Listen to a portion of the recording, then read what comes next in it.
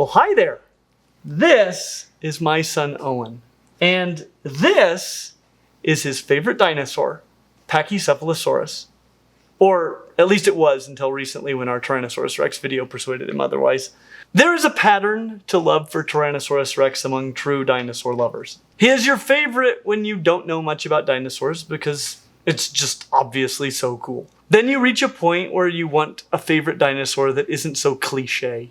You know too much about dinosaurs to have the same favorite as everyone else. And then you learn even more about dinosaurs, particularly Tyrannosaurus Rex, and you realize that it is not only the coolest one, but it is much cooler than you even knew. But for most of Owen's life, Pachycephalosaurus, or its closest relative Stygimoloch, have been his favorite dinosaurs. And with Father's Day coming up tomorrow, he wanted to make a video together about his second and third favorite dinosaurs and all of their closest relatives. And even though we are nowhere near Dinosaur December, I'm pretty much always in the mood to make a new dinosaur video. Plus, if you've seen that Tyrannosaurus Rex video, then you know that Owen is probably better at this job than I am. So let's give him a shot. So Owen, what is it that you like so much about Pachycephalosaurus and Stygimoloch? Well, I like that they are bipedal herbivores, which is something that, other than present-day dinosaurs, is something that we don't see very much. I like their dome skulls, which are present in almost every member of the Pachycephalosauridae, and I like that they are like the bighorn sheep of dinosaurs because bighorn sheep are awesome. And I think our current theory for the dome skull is that they used it like bighorn sheep do. Interestingly, bipedalism is likely the ancestral condition for dinosaurs generally, including the ornithischian dinosaurs such as the Pachycephalosaurids. We see this in many dinosaurs such as the duck-billed hadrosaurs as well as their close relatives the iguanodons, and in basal members of groups like the sauropodomorphs and the closest relatives of the Pachycephalosauria, the ceratopsia, as well as the vast majority of other less well-known clades. So as uncommon as bipedalism is today among large terrestrial herbivores, it was pretty much the rule for dinosaurs. That dome skull is probably the most distinctive feature of the group. Together with the ceratopsians, they make up the clade Marginocephalia, or the fringe heads, for reasons that I think make sense. Ceratopsians often have a frill with spikes on it, and a ring of spikes around the dome is very common in the Pachycephalosauria, the clade including all of the dinosaurs more closely related to the Pachycephalosaurus than is Triceratops. Distinguishing between ceratopsians and Pachycephalosaurians is fairly easy among later examples, such as Pachycephalosaurus and Triceratops. The thick domes of Pachycephalosaurians and the frills, parrot-like beak, and flared jugal bones of ceratopsians really set the two groups apart. But earlier examples, from the time right around when the two lineages split, such as Micropachycephalosaurus, can be much more difficult to place, as all were relatively small, bipedal, and lacking many of these more derived features that can generally be used to differentiate the two groups. Which is why Micropachycephalosaurus has been classified at times as a Pachycephalosaurian, and at other times as a ceratopsian. In general, Pachycephalosaurian phylogenetics is a bit of a mess. Many are known from little more than a few skull fragments, and for the vast majority of members of the group, a highly complete member has never been found. So if you have any salt left over after our discussion of the Spinosaurids, you might need it today. But as we already mentioned, the Pachycephalosaurians are most closely related to the ceratopsians, which places them in the bird-hipped dinosaurs. You know, the largest clade of dinosaurs that does not include birds, Ornithischia, which can be distinguished from the lizard-hipped dinosaurs, the clade that does include birds, Saurischia, by the basic shape of the pelvis. In the Ornithischia, the pubis bone sweeps back, whereas it tends to come more forward in the Saurischia. In members of the Pachycephalosauria, the pelvis is also particularly broad, likely to accommodate the extensive digestive system required to survive on a purely herbivorous diet, if they were pure herbivores. Though other explanations have also been floated, such as they need a broad pelvis to give live birth to their offspring, something that would be extremely unusual in an Archelosaurian reptile. As of now, we know of only two likely live-bearing members of that clade that have ever existed: the marine Dinocephalosaurus and Metriorhynchids. So we know of no terrestrial members of the group to have given live birth ever. So it would be extremely unusual if Pachycephalosaurians gave live birth. And of the Pachycephalosaurians known today, likely the best known is the namesake of the group itself, Pachycephalosaurus, the thick-headed lizard. And Owen, given that this has been your favorite dinosaur for most of your life, would you like to tell us about it? Yeah, of course I would. Pachycephalosaurus is the biggest pachycephalosaurian of them all. It is estimated to have been 4.5 meters, or almost 15 feet long, and was estimated to weigh 370 to 450 kilograms, or 820 to almost 1,000 pounds. Probably bigger than most people would think. I've read this many times, and I can hardly wrap my head around it, but in some cases, their domes were as much as 10 inches thick. Which I guess means that if I ever bonked heads with one, I probably would end up wrapping my head around it. Though, I am a pretty sensational head bonker. If you've seen our video on human children, you'll know that this is true. The dome itself is formed from the frontal and parietal bones in the skull, and was surrounded by spikes on the sides and back, and all down its nose, with some of them getting as long as about 5 inches. They look so cool. Originally, we thought that they used these structures for show and for male-to-male combat, bonking heads like bighorn sheep.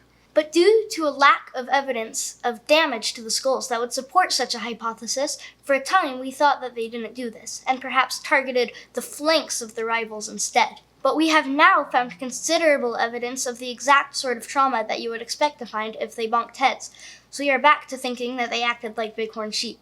Though I've just learned that some issues with the actual density of the bone still has that in question, so maybe they bonked heads more like giraffes than bighorn sheep.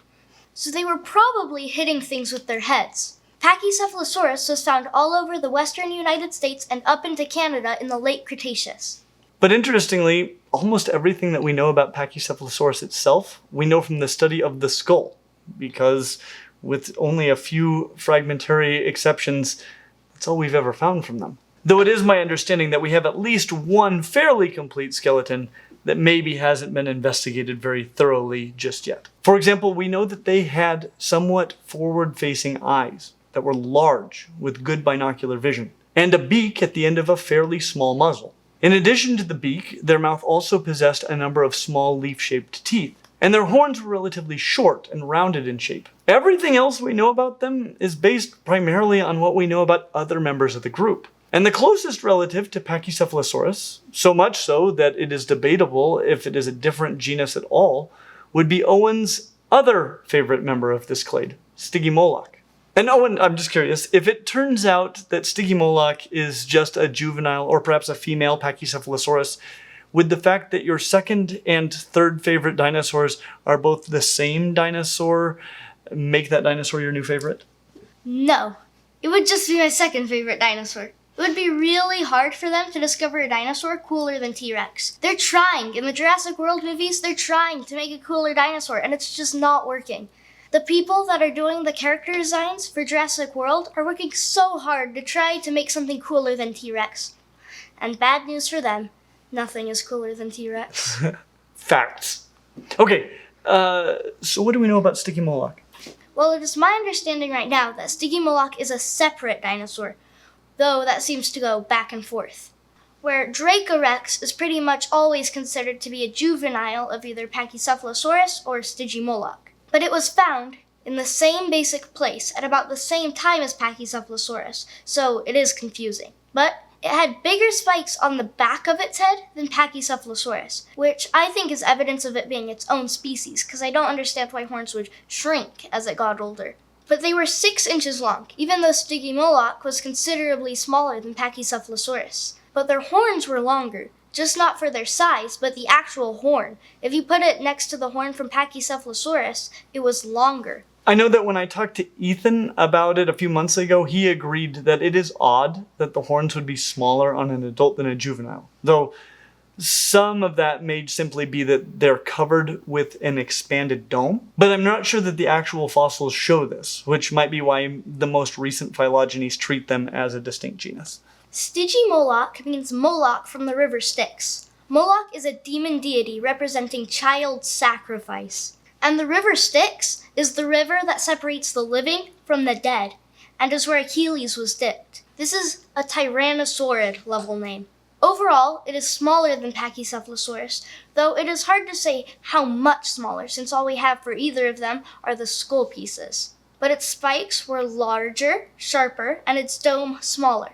If Pachycephalosaurus and Stygimoloch were different dinosaurs, then they would have to be very similar dinosaurs coexisting in the same time and place. Really similar dinosaurs living together.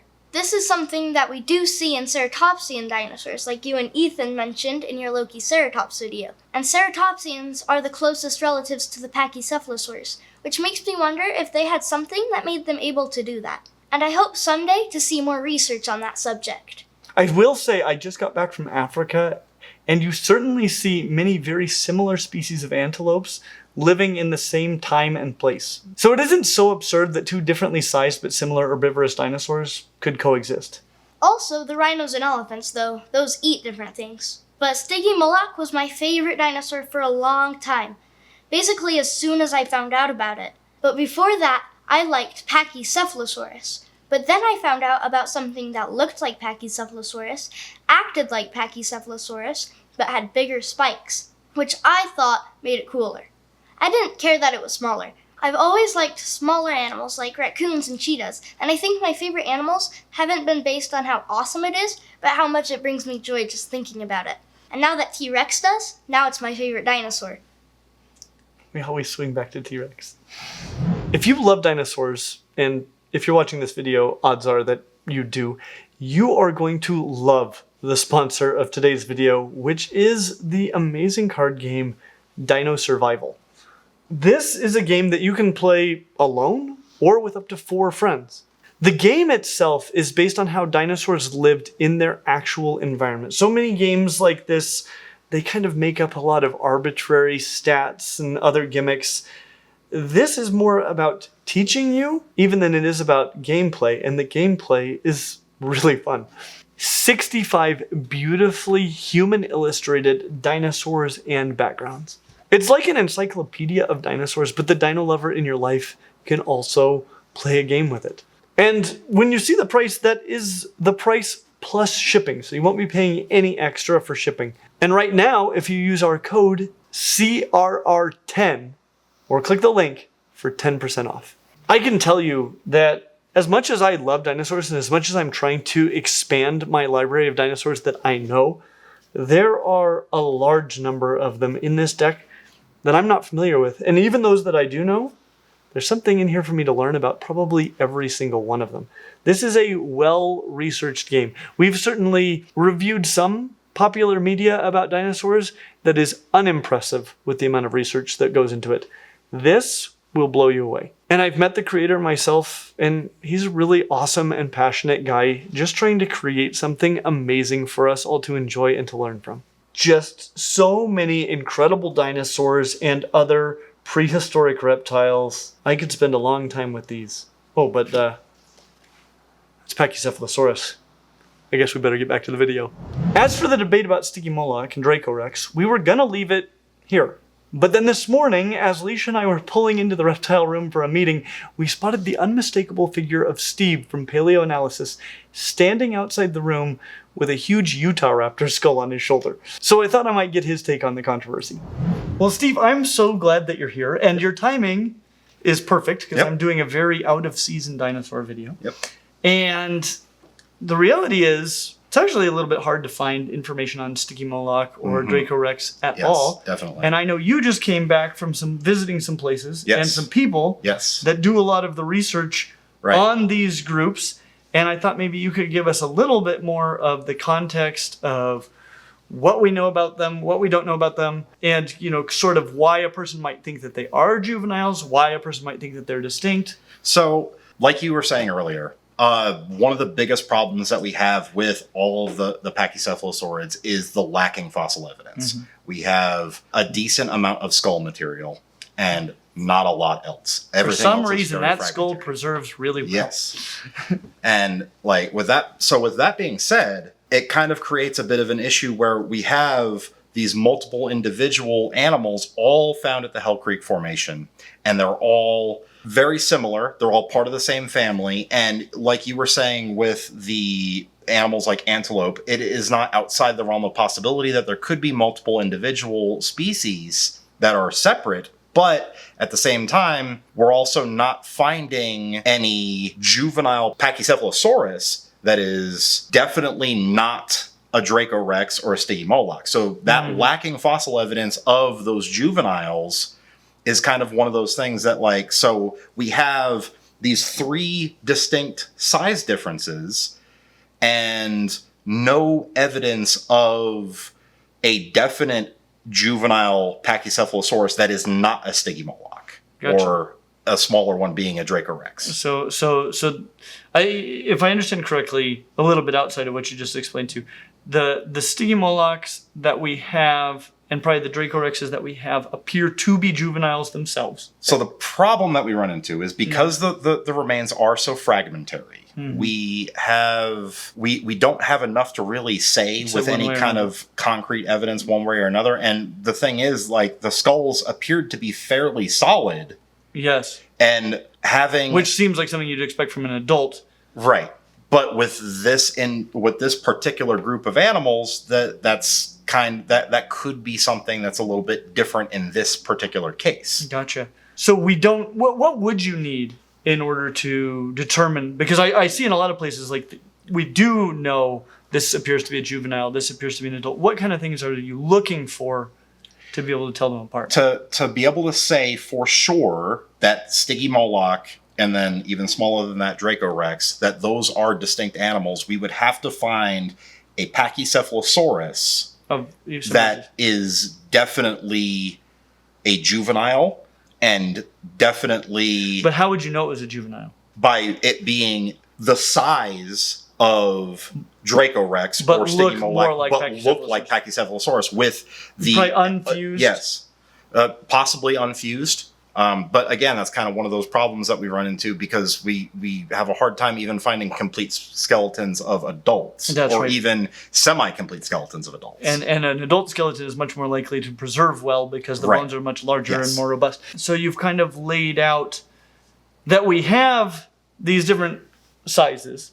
We have no particular reason to suspect that Dracorex or Stygimoloch are juveniles other than just the absence of other clear juvenile Pachycephalosauruses. And so it's like, well, we know Pachycephalosaurus is in this area. Yes. We would assume juvenile Pachycephalosaurus is in this area.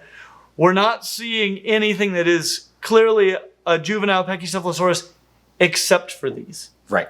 That makes a lot of sense, but it definitely leaves it very open. It is definitely one of those things that you have a limitation based on the fossil record that we're working with. And until something more concrete is found, and we're seeing that with lots of different groups of dinosaurs. There are 2 different schools of thought, and it exists with the Tyrannosaurs, with the Nanotyrannus debate versus it being a juvenile T-Rex. And then there's, ones with different ceratopsians, because we have a multitude of variations of ceratopsian, and in a lot of cases, they're trying, like, certain schools of thought are that there's actually not as many different distinct ceratopsians, and that there are actually different growth stages of single individuals. Which would make some sense. It would, but at the same time, like you said, it is not outside the realm of possibility. I feel like the ceratopsian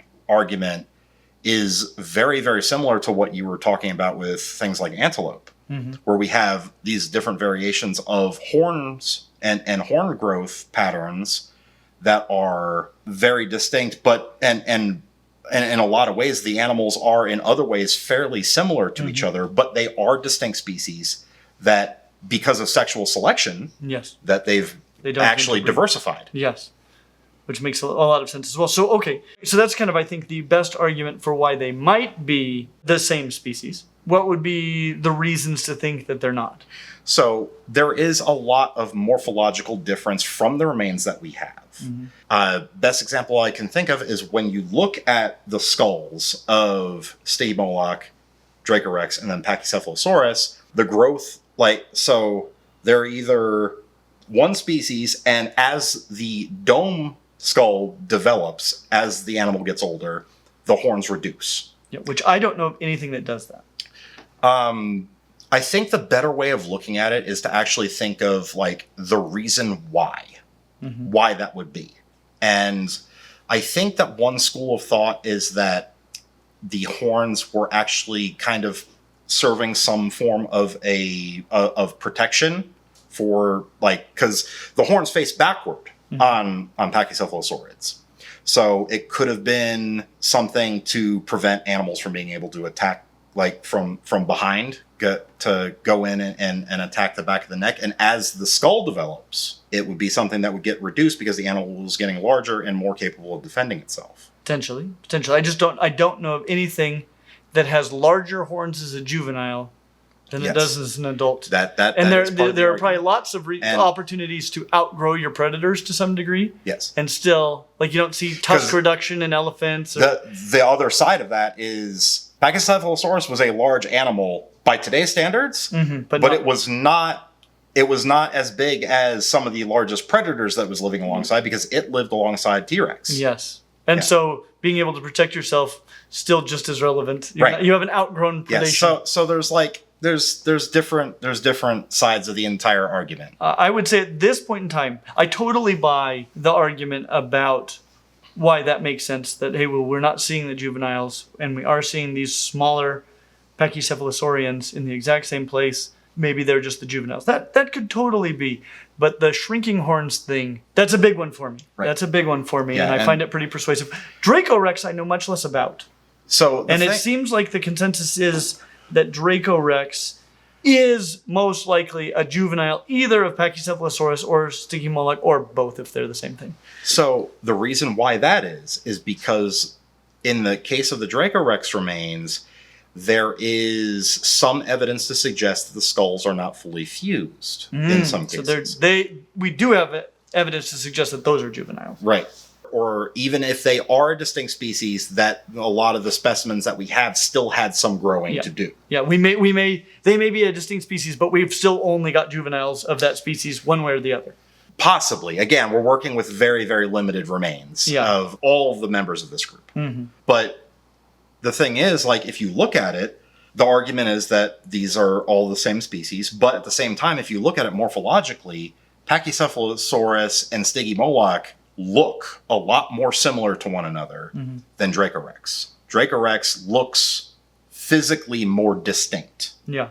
Like, if you look at the skull of one versus the skull of the other two, and, the argument with that is that, the Stygimoloch is getting closer to the adult stage. And, we see it all throughout different members of Archosauria, where there is a large physical difference between the babies all the way up to the adults, especially they're filling different ecological niches. Right. Especially if we look at the extent dinosaurs. Like, if you look at a chick of any bird today, it looks extremely different from what they look like when they reach adulthood. Yeah. I need to see what the chicks of the mound builders look like that fly on day one.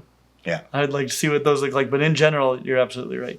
Well, thank you so much for being here. Absolutely. Always a pleasure. Yep. And we'll have to make some more videos while you're here. Absolutely. Sounds good.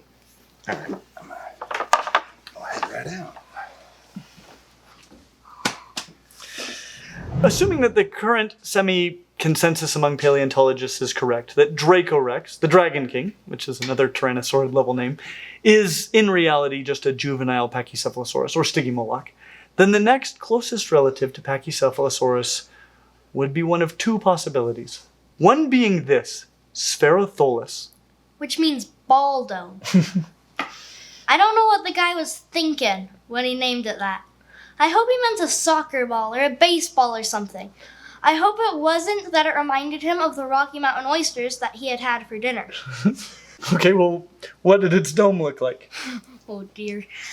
Okay, well, that dome would remind me of Rocky Mountain oysters if I had just had some. Fair enough. I can see why he named it that. I think anybody in their right mind would name it that, unless they're a cow. Okay, so it has a dome that looks like some sort of a ball. If I ever discover a dinosaur, I'm naming it Rocky Mountain Oysterosaurus. Okay. So what else do we know about it? It lived from New Mexico and up into Canada, but it lived about 83.6 million years ago, so in the same place, but before Pachycephalosaurus. I don't think we have enough skeleton to be accurate, but it seems to be about 1.4 meters or 4.5 feet long and 16 to 30 kilograms or 35 to 66 pounds. I think that's like a medium-sized dog. It seems like because we don't have much of its skeleton, the best way to tell is that it had a single row of small pointy nodes around the dome, unlike Pachycephalosaurus, which had a bunch of spikes. Interestingly, there are at least 5 species currently recognized, which is a lot given how limited our fossil record is for them. But if that isn't the closest relative of Pachycephalosaurus and Stygimoloch, then it appears to be this, Alaska cephale. Alaska, the state where it was found, and cephale, which means head, so its name means Alaska head. And like everything else we have talked about, all we have is its head. So that seems about right. We only have a tiny chunk of head, so maybe it only had a head. I did learn that Alaska, at that time, 80 to 69 million years ago, was about the same temperature as Oregon and Washington today. But it is one of the few known Arctic dinosaurs. And how do we know that it was different? It had not one, but 2 rows of bony nodes around the dome. All we have is the back of the skull and dome, so it is hard to find many other ways to tell it apart. Other than that it was in Alaska. It was also a smaller Pachycephalosaurian, just a little bigger than Spheritholus, at an estimated 1.8 meters, 5.9 feet long, and weighing around 25 kilograms or 55 pounds. And that is pretty much everything we know about it. After this, we run into another polytomy. So the next closest relative to Pachycephalosaurus, after all of the ones that we've discussed so far, appears to either be this guy, Acrotholus, or this guy, Prenocephale. So, which one's cooler, Owen? I'd say Prenocephale because we have more of it, so there's more to learn about. Alright, well let's start with that. Prenocephale means sloping head because its dome slopes up instead of being a half circle. It starts at the snout and slopes up, forming the dome. That does look really cool. It lived in Mongolia around 70 million years ago, which is one of the keys we have about Old World Pachycephalosaurians. It was about 2.2 meters, 7.2 feet long, and weighed around 40 kilograms or 88 pounds. Unlike everything else we've discussed so far, we have a ton of the skeleton of Prenocephale, and it is one of the species that has informed our knowledge about what the body below the head was like in Pachycephalosaurians generally. Yeah, just look at how much of the skeleton we have. It even looks like we have a juvenile Prenocephale. In addition to the sloped head, the dome is surrounded by a single row of very small horns or bumps, which is different from everything else we've discussed so far, for one reason or the other. And while we don't know if Prenocephale is closer to Pachycephalosaurus or if it's Acrotholus, I have seen some phylogenies that suggest that they are both equally related to Pachycephalosaurus and are one another's closest relatives. So what can you tell us about Acrotholus? All we have of Acrotholus is this dome, which is also a tall, high dome. Its name means higher dome. It was found in Alberta, Canada, where it lived about 85 million years ago. It was estimated to be 2.4 meters, 7.9 feet long, and 40 kilograms, 88 pounds. This dome can most easily be identified because it is oval in shape. It's also super high, hence the name. So those are the 5 members of the Pachycephalosauria most closely related to Pachycephalosaurus. From here, they should get less and less like Pachycephalosaurus. But there are 5 more known genera in the subfamily Pachycephalosaurini. And of those 5, the one most closely related to Pachycephalosaurus is this one, Amptocephale. Amptocephale means amped guy head, after where it was found. And again, the only fossil we have is a head. This time, a nearly complete dome found in the Gobi Desert of Mongolia. We have had a hard time determining its exact age, but it appears to be about 90 million years old. The dome, to me, looks a lot bumpier than any of the other domes I have seen. And the part of the dome composed of the parietal bones is much greater than in other Pachycephalosaurians, at around 40% of the total dome, which was not nearly as thick as that of Acrotholus, whose dome was 2.2 inches thick. On these guys, it was only 0.75 inches thick. This may be the oldest Pachycephalosaurid known, depending on the actual age, which is hard to determine. The next closest relative after Amptocephale would be this guy, Foraminocephale. Which means foramen head. And again, All we have is a head. But it's not funny anymore.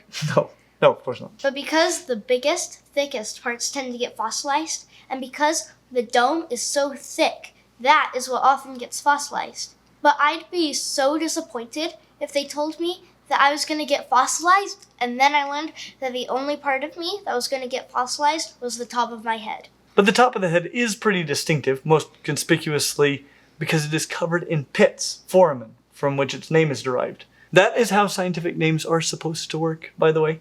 It lived in Alberta, Canada in the late Cretaceous. It is estimated to be 1.5 meters or 4.9 feet long, and is estimated to weigh about 10 kilograms, 22 pounds. It may have coexisted with many other Pachycephalosaurians, which would again support the concept that similar but different species of dinosaurs can and did coexist. Tylocephali would be the next most closely related. Its name means swollen head. Why swollen head? Well, just looking at it, it looks like it has a very short snout and a very bulbous back to the head. Though I'm not sure exactly how they know it looked like that, given that I don't know that we have much of the face. But the dome is very thick and bumpy. It's the tallest, at least proportionally, of any Pachycephalosaurian, so swollen head is not that unreasonable of a name. It lived in Mongolia 75 to 73 million years ago. And I did know that it was the tallest dome, so I guess I knew why. It was 2 meters, 6.6 feet long, and weighed about 40 kilograms or 88 pounds, which is a pretty normal size for a member of this group. I'd like to take a moment just to say thank you to our patrons on Patreon who allow us to do fun things like this. This was all Owen's idea, and we've had a pretty extensive conversation with him about all sorts of cool stuff, because in reality, he may know more about dinosaurs than I do. And we will have an entire video just for our Stinkin' Rad fans at Patreon. So if you're interested in seeing that or just supporting more content like this from our channel, please consider checking it out. The next closest member of this group is possibly the most interesting of all, Homalocephali. So Owen, why don't you let us know a little bit more about this rad group? Homalocephali lived in Mongolia 83.6 to 66 million years ago. It is estimated to be 1.8 meters, 5.9 feet long, and weigh 43 to 46 kilograms, or 93 to 103 pounds. And what makes them so interesting? First of all, we have more parts of the skeleton than just a bit of skull, though we do have most of the skull. But the skull is really cool, mostly because it is flat without a dome. Which has led many people to suspect that it, and all of the flat-domed Pachycephalosaurians, might just be juveniles of larger domed varieties. But it is of note that, as Owen mentioned before, we have found juveniles of Prenocephali, and they had domes. So it appears that, at least in some Pachycephalosaurians, the dome was present from an early age and grew relatively proportionally as the animal matured. Which, if true more broadly, would lend support to the idea that flat-headed Pachycephalosaurians are indeed distinct from other dome-headed relatives found at similar times and places. And even though the skull was flat, it was still thickened, which is pretty cool. In addition to an interesting skull, it also had a particularly wide pelvis, which I have seen 3 theories for. One is so that its digestive system can fit better. Another is so that it could protect their organs from other Homalocephali headbutting them where their organs were. Or it could mean that they gave live birth, which I think would be so cool to find out about a dinosaur that gives live birth. Though more evidence will be needed before we can conclude that that is accurate. Especially considering that live birth at this point is unheard of in dinosaurs. It had especially short arms and especially long legs, like a T-Rex, with 5 fingers on each hand and 4 toes on each foot if you include the one that is held off the ground, which is the same number as a Triceratops. It's really cool looking. And the last member of the subfamily to which Pachycephalosaurus belonged, the Pachycephalosaurini, the member most distantly related to Pachycephalosaurus, is this, Goyocephali. Goyocephali is also from Mongolia. It lived around 76 million years ago, the same place and right around the end of the time where Homalocephali was found. Its name means decorated head, and we have almost its entire decorated skull, top and bottom. We have both mandibles. The skull is flat, like that of Homalocephali.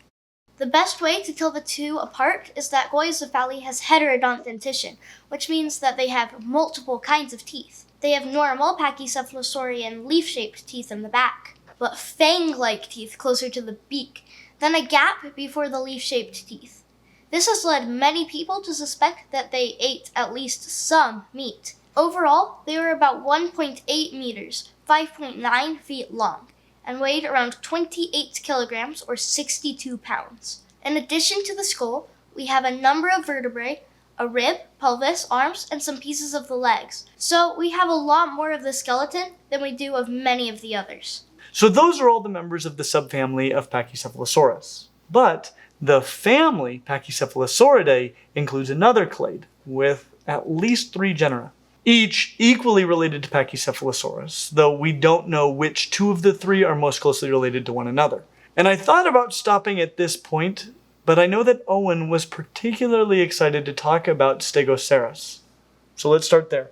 Stegosaurus is from North America, not Mongolia, with specimens being collected from mainly Montana and Alberta. Its name means horn roof, though it doesn't seem to have any extremely large horns or anything.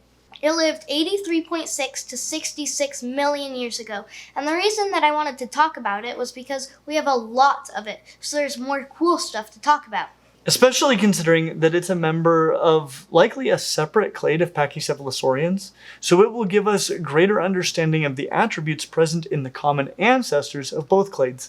And since we have more than just a dome, this one is particularly instructive. Stegosaurus has a thick domed skull with a thick shelf in the back, a bit like a ceratopsian frill, but smaller. It has knobs on the back of the skull that create small horns. It had a broad pelvis. Which likely explains why we think broad pelvises may have been very common across the group, even though we don't have postcranial skeletons for most. If we find this feature not only in multiple members of the Pachycephalosaurinae, but in both clades of the Pachycephalosauridae, then it's likely the rule and not the exception in the group.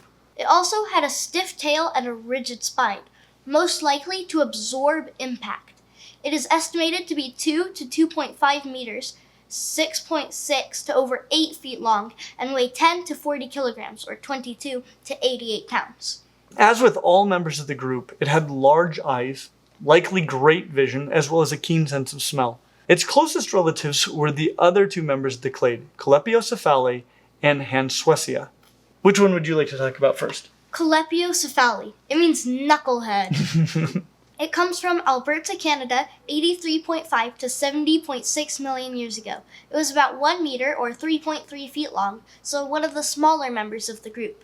It has a very steep dome with no shelf and just dropped off in the back, really steep. Hansuecia's name is not how names are supposed to work. It doesn't mean anything in Greek or Latin. It is just named after paleontologist Hans Dieter Seuss. Did he have a PhD? Yes, from Harvard University. So would it be accurate to refer to him as Dr. Seuss? Yes. That's probably why they also used his first and middle name. So you don't think we should name all of his dinosaurs after the Cat in the Hat. Cat in the Hatasaurus lived in Alberta, Canada, 83.6 to 72.1 million years ago. So this whole clade was North American. Oh yeah, apparently. I've seen a monophyletic phylogeny for them where they originally came from North America, but later moved to Asia, but I've also seen that backwards. Okay, so the last member of the Pachycephalosauria will likely help shine some light on that. The Grinchosaurus had a depressed dome that was especially wide in the front and the back, and when they first found it, they thought it was a Troodon. It's a medium-sized pachycephalosaurid with a length estimated to be about 2.1 meters or about 7 feet long and around 50 kilograms or 110 pounds. And that concludes the Pachycephalosauridae, but not the Pachycephalosauria. There is another. And given that the Pachycephalosaurids are in both North America and Mongolia, this last genus might give us a better idea where the group likely originated. That's right. And that single member of the Pachycephalosauria outside of the Pachycephalosauridae is this, Dinosaurs. It's from China. It is thought to be the basal most known Pachycephalosaurian, largely because it has a flat skull with large openings in it. But it lived only 70 million years ago. So how can it be the basal most if we have older ones? Basal most doesn't mean the oldest necessarily. It means that its ancestors diverged first in the clade. Because pretty much all of the other members of the clade have pretty solid skull domes, even when they're flat. The fact that this one has a skull much more like that of other dinosaurs than like other members of the Pachycephalosauria makes it appear that its lineage departed before the bashing dome first evolved. Oh, I understand. So its lineage split off before the other ones, or after the other ones? I think before. Yeah, before. Before any of the other lineages developed the thick dome skull, and before those lineages split from one another. So its lineage split off before the other ones developed dome skulls, so it doesn't have the dome, so it is thought to be more like the ancestors, and that's why it is basal? Yep, exactly. Awesome. It was only about 2 feet long, and I really want one for a pet. Probably be a pretty good pet. That probably would make a better pet than the only non-avian dinosaur we have scored so far. Probably make a better pet than me. Just might. I think you did a better job than me. Hopefully, I'm not out of a job. Don't you mean extinct? As always, like and subscribe, and we hope to see you real soon. Be sure to check out Paleoanalysis. And happy Father's Day! Thanks for doing this with me, buddy. Right out. All right.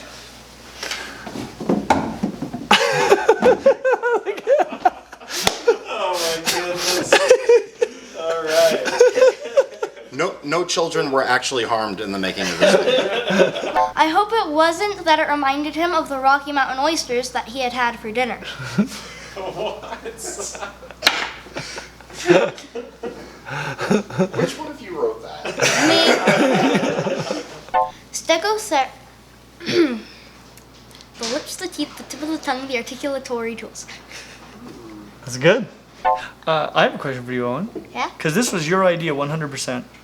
I came to you like a year ago. Yeah. I was like, I want to help you make a Father's Day video on Pachycephalosaurians because they're my favorite dinosaurs, and I want to help you for Father's Day do some of the work. How did you come up with that? I don't know. I just woke up one day and I was like, you know what I want to do? In a year or so? I think I'm gonna make a video with my dad. And then I got up and told you. Yep, that's the accent that he has when he thinks. Yeah. Anytime I'm at school, I'm like, what's 2 plus 2? Yeah.